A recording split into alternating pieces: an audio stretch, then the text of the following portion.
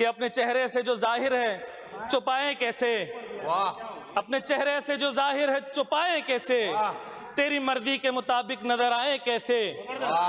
घर सजाने का तसव्वुर तो बहुत बात का है, पहले ये तय हो कि इस घर को बचाएं कैसे। लाख तलवारें बड़ी आती हो गर्दन की तरफ, अब सर झुकाना नहीं आता तो झुकाएं कैसे। बहुत शुक्रिया। फूल से रंग जुदा होना कोई खेल नहीं, फूल से रंग जुदा होना कोई खेल नहीं, अपनी मट्टी को कहीं छोड़ कर जाए कैसे। मैडम चेयरमैन बहुत शुक्रिया। साल 2026-25 के बजट में, 26-27 के बजट में अपने ख्यालात का इजहार करने का मौका फराहम करने के लिए फारूक भाई आपका भी बहुत बहुत शुक्रिया। आपने कल ही याद दिला दिया था कि हम बानियाने पाकिस्तान के औलाद हैं और कभी एहसास भूलते नहीं अपना, बहुत शुक्रिया आपका। मैं अपनी गुफ्तगू का आगाज़ एक अशार से करूँगा कि वही हालात हैं फ़कीरों के, दिन फिरे हैं फ़कत वज़ीरों के, अपना हल्का है हल्का ज़ंजीर और हल्का है सिर्फ मकरूज़, पाँव नंगे हैं बेनज़ीरों के। मैडम कल से बजट की स्पीच हो रही है और दोनों जानिब से कभी ठंडा तो कभी गर्म तकरीरें चल रही हैं, और क्या ही अच्छा होता कि हम फोकस करते अपनी परफॉर्मेंस पर, अपनी गवर्नेंस पर, लेकिन मुझे ऐसा लगता है बार बार खुरेदा जाता है कि बजट की डिस्कशन को डाइवर्ट कर दिया जाए। मैं भी कोशिश करूंगा कि बजट के ऊपर बात करें। मैडम कल से ये देख रहे हैं हमारे हुकूमती साइड के बेंचों में मौजूद मेरे भाई मेरी बहनें मुतवातर सीएम सिंध मुराद अली शाह साहब को सजेशंस दे रहे हैं। पहले वो तारीफ करते हैं, कसीदे पढ़ते हैं ज़िल्ल-ए-इलाही के शान में। मैडम जरा हाउस इन ऑर्डर करवा दें। हाउस इन ऑर्डर है, आप अपनी स्पीच कहाँ से करें। ऑर्डर है? सब खड़े हुए बातें कर रहे हैं, कहाँ से ऑर्डर है? स्पीच आप बातें कंटिन्यू कर रहे करें, हैं। आपकी बात सुन रहे हैं। सब बात कर रहे हैं। और उसके बाद आप एक दफा कह देना मैम प्लीज। आप एक आप दफा डिक्टेट नहीं कराएं, आप अपनी स्पीच मैम करें। Please request. आप स्पीच करें। और उसके बाद अपने हलकों के मसाइल बताते हैं कि सेवरेज के इश्यूज़ हैं, पानी के इश्यूज़ हैं, इंफ्रास्ट्रक्चर के इश्यूज़ हैं। अरे मेरे भाई मेरी बहनें, जब आपको हकीकत पता चल रहा है, शायद आपको नहीं पता, आप अपनी टिकटें कंफर्म कर रहे हैं। बजट पेश हो चुका है, अब वही होगा जो लिखा हुआ है। बजट पेश हो चुका है इस ऐवान में, अब कुछ नहीं हो सकता, जो लिखा गया है वही होगा। मैं अपनी बात का आगाज वहीं से करूंगा जहां इख्तिताम करना है।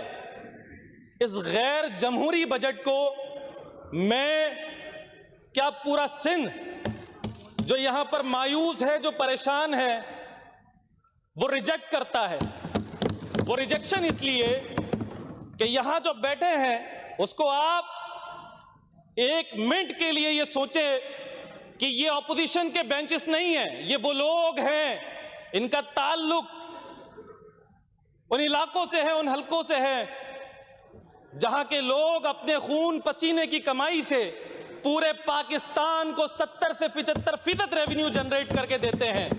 और यहां पर जो नाम लिए जा रहे थे मुख्तलिफ इलाकों के, शहरों के, मेरे भाई हैं, मैं बहुत मोहब्बत करता हूं अपने सिंधी भाइयों से, इन इलाकों से। सिंध मेरा सूबा है, लेकिन 97% जो रेवेन्यू है पूरे सिंध के लिए वो यही शहर देता है, इन नुमाइंदों के इलाके वाले देते हैं, इनके हलके के रहने वाले देते हैं अपने खून पसीने से।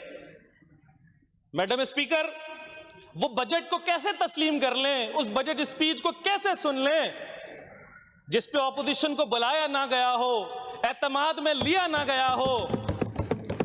पिछले 18 सालों से मुतवातर देखते हुए आ रहे हैं हम लोग, हमें तजुर्बा हो चुका है। मैडम, हम खानदानी सियासतदान नहीं हैं। मुझसे पहले मेरी पोजीशन में सदाकत हुसैन भाई हुआ करते थे, उससे पहले मोहम्मद हुसैन भाई हुआ करते थे, उससे पहले मंजर इमाम भाई शहीद हुआ करते थे, उससे पहले कुद्दूस भाई हुआ करते थे। जितने नाम मैंने लिए हैं, गिनवाए हैं, इससे आगे भी इतने नाम हो जाएंगे। समझने की जरूरत है, हम क्यों नहीं मान रहे इस बजट को। मसला अदलो इंसाफ का है, मसला अदलो इंसाफ का है। अगर हम अपोजिशन का पार्ट है, हिस्सा है, हुकूमत में नहीं है, तो क्या मैडम हमारे हलकों में रहने वालों का यह हक नहीं बनता कि उनके इंफ्रास्ट्रक्चर को बेहतर किया जाए, उनको पानी मुहैया किया जाए, उनके फेवरेज का निज़ाम बेहतर से बेहतर दिया जाए, उनको भी ट्रांसपोर्टेशन की सहूलत फराहम की जाए, उनका भी सेहत का ख्याल रखा जाए, उनके बच्चों की तालीम का ख्याल रखा जाए। लेकिन ऐसा कतन मुमकिन नहीं है। ये तीसरा बजट है जिस असेंबली का हिस्सा हम हैं।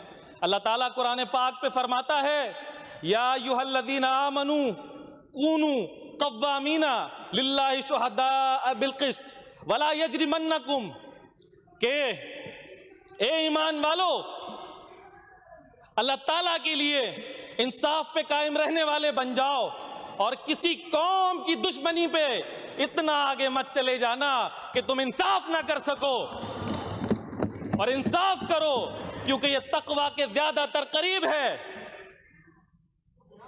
मैडम स्पीकर, पूरा सिंध 18 सालों से बिलक रहा है, तरस रहा है। लोगों के हिस्सों में क्या आया? सिर्फ वादे वईदे। लिखकर बहुत कुछ लाया था कि तकरीर करूंगा बजट में, अपने लोगों की तकालीफ को बयान करूंगा। सुबह में जब असेंबली आ रहा था तो करीब में एक हॉस्पिटल मौजूद है, वहां के एक एम्प्लॉय हैं, 2 ग्रेड के मुलाजिम हैं, साबिर भाई हैं। वो कहते हैं कि भाई 1 साल के इंतजार के बाद बजट में जो तनख्वाह का इजाफा हुआ वो 575 रुपए का है। 575 रुपए में आप लोग क्या क्या कर सकते हैं? क्या क्या कर सकते हैं 575 रुपए में? आप लोग गुजारा कर सकते हैं 575 रुपए में? खुदा का खौफ करें। ये वो लोग हैं जो 1 से 7 ग्रेड की जॉब कर रहे हैं, तो इनके घर में बदतरीन फाकाकशी हो रही है। किराया अदा करें उसी तनख्वाह में से, बच्चों के अखराजात बर्दाश्त करें, बीमारी के अखराजात बर्दाश्त करें, टैंकर भी खरीद कर पिए, सिक्योरिटी का इंतजाम भी खुद करें, और कोई इश्यूज हो जाए तो उसको भी सॉल्व करें। तो ये बजट है? ऐसा होता है बजट? ऐसा होता है बजट? सर, पूरे साल आम लोग इंतजार करते हैं कि बजट में हमें कोई रिलीफ मिलेगा, तो ये रिलीफ है? तकलीफ में तो मजीद इजाफा हो गया है। तमाम चीजें तो महंगे से महंगे तर होती चली जाएगी। यहां पर मौजूद मैं देख रहा था कि एजुकेशन में 620 अरब रुपए का बजट रखा गया है। पूरे सिंध के हालात तो वैसे ही अबतर हैं, पूरे कराची के भी हैं, लेकिन मेरा ताल्लुक एक ऐसे इलाके से है, एक ऐसे हलके से है जो सबसे ज्यादा पॉपुलेशन रखने वाला हलका है, औरंगी टाउन, जो पूरे सिंध में सबसे ज्यादा पॉपुलेशन रखता है। 50 लाख की आबादी है। वहां किसी स्कूल में बेहतर तालीम का बंदोबस्त तक नहीं है। वहां पर लोगों को, बच्चों को वहां पर वॉशरूम तक दस्तयाब नहीं है, पानी तो दूर की बात है। उसके बाद ट्रांसपोर्टेशन के ऊपर एक खासा अमाउंट रखा गया है। लाल, पीला, नीला, काला, पता नहीं कौन कौन से कलर के बसेस यहां पर अनाउंस हो गए हैं। कर रहे होंगे, आपकी हुकूमत है, आप करें, आपको मुबारक हो। लेकिन मेरे हलके के लोगों ने अभी तक पब्लिक ट्रांसपोर्ट के नाम पर सिर्फ रंग सुने हैं, कोई बस नहीं देखा। पिंग स्कूटी तो दूर की बात है। खुदा रा खौफ करें, अल्लाह का खौफ करें इसके ऊपर कि आप कब तक रहेंगे।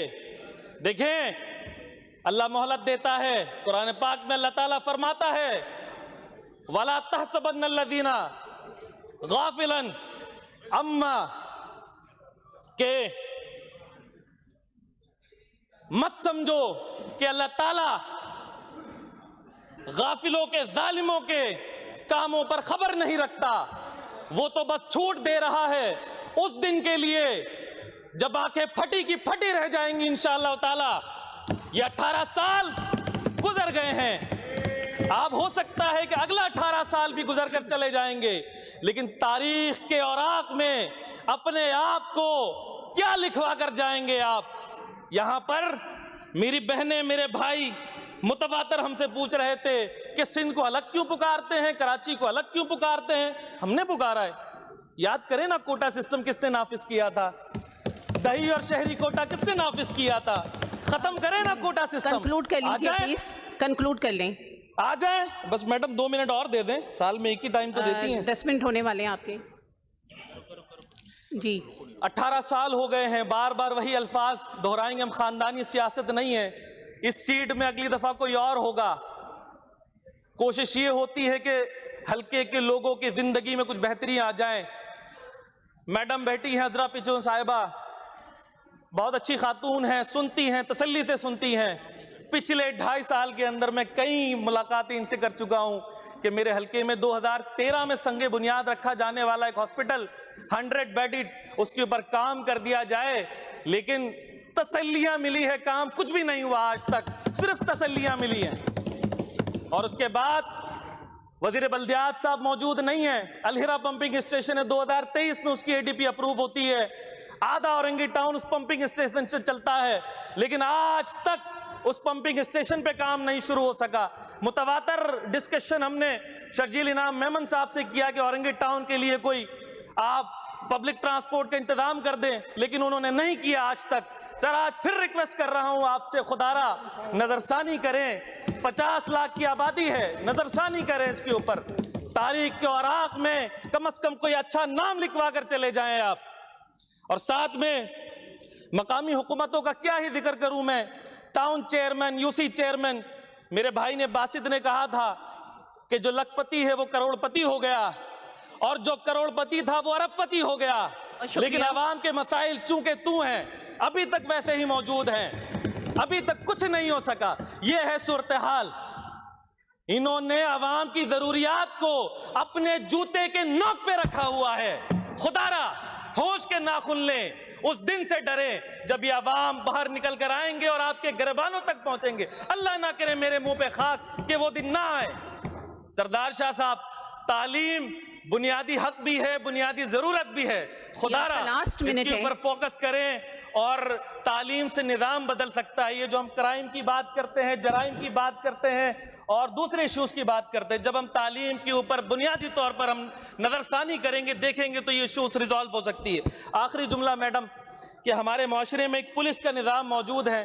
तनकीद हम बहुत ज्यादा करते हैं पुलिस पे, लेकिन मानना यह है मेरा कि पुलिस का महकमा इंतहाई नजरअंदाज महकमा है।